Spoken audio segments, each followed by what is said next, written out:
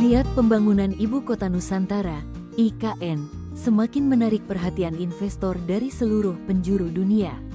Investasi melalui skema kerjasama pemerintah dengan badan usaha, KPBU, menunjukkan tren positif, terutama di sektor infrastruktur vital sektor jalan dan terowongan multi-utilitas, MUT.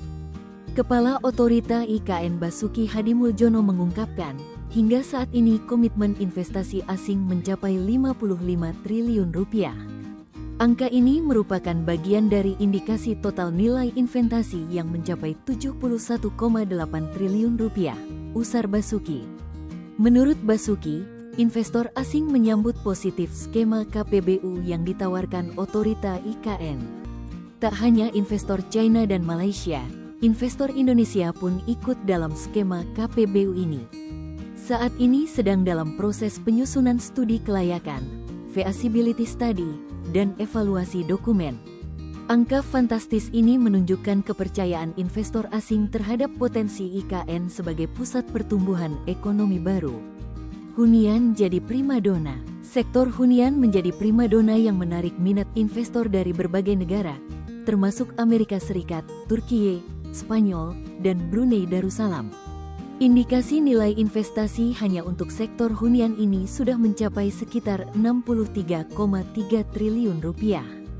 Otorita IKN berkomitmen untuk menjadikan skema KPBU sebagai model investasi unggulan yang aman dan kredibel.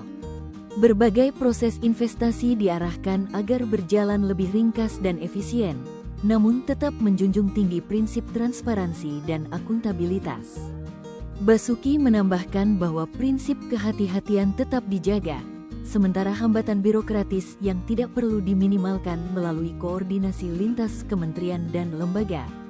Peningkatan minat investor, baik dari dalam maupun luar negeri, terus terlihat seiring dengan penguatan tata kelola serta penyederhanaan proses yang dilakukan dalam beberapa kuartal terakhir. Dengan aliran investasi asing yang masif ini, pembangunan IKN semakin menunjukkan progres yang menjanjikan, tidak hanya sebagai ibu kota baru, tetapi juga sebagai pusat investasi yang menarik di Asia Tenggara. Download Tribun X sekarang, menghadirkan lokal menjadi Indonesia.